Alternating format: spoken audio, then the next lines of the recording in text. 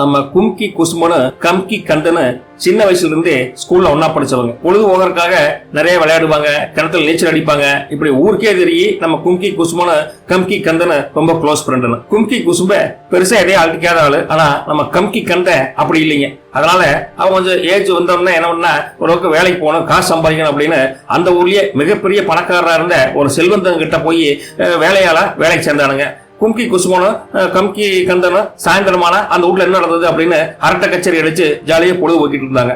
இப்படி அந்த செல்வந்தன் அவன் வேலைக்கு போன அந்த பணக்காரன் வந்துங்க கல்யாணமே பண்ணிக்கலீங்க. ஏன்னா நான் பெரிய செல்வம் எல்லாம் சேர்த்திட்டு பணக்காரன் ஆனதுக்கு அப்புறம் தான் கல்யாணமே பண்ணிக்குவேன் அப்படின்னு இப்படியே ஒரு 30 வருஷம் ஆகி போச்சுங்க. இப்படியே பணம் எல்லாம் சேர்த்தி பெரிய கோடீஸ்வரன் அந்த ஊர்ல ஆயிட்டானுங்க. அதுக்கப்புறம் நான் கல்யாணம் பண்ண போறேன் அப்படின்னு அந்த பணக்காரன் போய் ஊரெல்லாம் பொண்ணு தேடுறானுங்க. யாருமே பொண்ணு கொடுக்கலீங்க. ஏன்னா 30 வயசு மேல ஆகி போச்சு, உனக்காரன் பொண்ணு தருவா, காசு இருந்து என்ன பண்றது அப்படின்னு நக்கல் அடிச்சாங்க.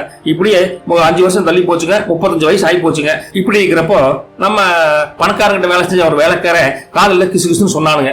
என்னன்னு பார்த்தா நம்ம கும்கி குசுமோட ஃப்ரெண்டு கம்கி கந்தன் இருக்கானுங்களே, அவனுக்கு கல்யாணம் ஆகி ஒரு அழகான பொண்ணு இருக்காங்க. அந்த பொண்ணை எப்படியாவது நீங்க மிரட்டி கல்யாணம் பண்ணி வச்சிருக்க, கல்யாணம் பண்ணிக்கங்க அப்படின்னு இன்னொரு ஐடியா கொடுக்க நம்ம பணக்கார அடுத்த நாள் வந்து நம்ம கம்கி கந்தனை கூப்பிட்டு, கம்கி கந்தா உனக்கு ஒரு பொண்ணு இருக்குதாமா, அந்த பொண்ணை கல்யாணம் பண்ணி வை, உன்னுடைய வாழ்க்கையும் வளமாகும், நீ எத்தனை நாளைக்கு வேலைக்காரனா இருப்ப, நீ எனக்கு மாமனார் ஆயிட்டீங்கன்னா உனக்கு காசு பணத்துக்கே பஞ்சம் இல்லை அப்படின்னு என்னென்னமோ ஆசை வார்த்தைலாம் சொல்றாப்ல. இருந்தாலும் நம்ம கம்கி கந்தம் வந்து, ஏங்க ஐயா உங்க வயசு என்ன, என் புள்ள வயசு என்ன, என் பிள்ளைக்கு இப்பதான் 17 நடக்குது, 18 நடக்குது, ஆனா உங்களுக்கு 35 36 ஆகி போச்சு, இதெல்லாம் அடுக்குங்களா ஐயா அப்படின்னு இருக்காப்ல. டேய் நான் சொல்றத கேட்கலனா நடக்கிறதே வேற. என்னோட பவர் உனக்கு என்னன்னு தெரியுமில்ல, வர்ற ஐப்பசி மாசம் 5ஆம் தேதி இந்த கல்யாண மண்டபத்துல கல்யாணம், நீ வந்து பொண்ணை மட்டும் கூட்டிட்டு வா அப்படின்னு சொல்லியிருக்காப்ல. கம்கி கந்த அழுகிறதா இல்லையான்னு தெரியலையே, பணக்காரன் எப்படி எதுக்குன்னு சொல்லி போட்டு கும்கி குசும கிட்ட சாயந்தரம் போய் அழுது இந்த மேட்டர் சொல்லியிருக்காப்ல. கும்கி குசும்ப அவ்வளவுதானே கூட ஈஸியா சமாளிச்சிடலாம் அப்படின்னு சொல்லி போட்டு கும்கி குசும்ப அந்த பணக்காரங்கிட்ட போய், ஐயா நீங்க வந்து என்னோட ஃப்ரெண்டு கம்கி கந்தனோட பிள்ளைய விரும்புறீங்க, அது கல்யாணம் பண்ணணும் அவ்வளவுதானே அப்படின்னு. ஆமா கும்கி குசும்பா நீ ஹெல்ப் பண்றீங்க அப்படின்னு, கண்டிப்பா பண்றேங்க, உங்களுக்கு இல்லாதா அப்படின்னு அவனு சிரிச்சுக்கிட்டே போயிட்டாப்ல. கம்கி கந்தசாமிக்கு என்ன பண்றதே தெரியல, குழம்பு போய் நிக்கிறாப்ல. அந்த கல்யாண நாள் வந்ததுங்க. கல்யாணம் வந்தப்போ நம்ம கும்கி குசும்புன்னு கம்கி கந்தனும் பணக்காரன் வீட்டுக்கு போயிருக்காங்க. பணக்காரன் போய், ஏப்பா உன் புள்ள ரெடி ஆயிட்டாளா, ஊர்ல ரெடியா இருக்காளா, நாளைக்கு கல்யாணம் இல்ல அப்படின்னு இருக்காப்ல.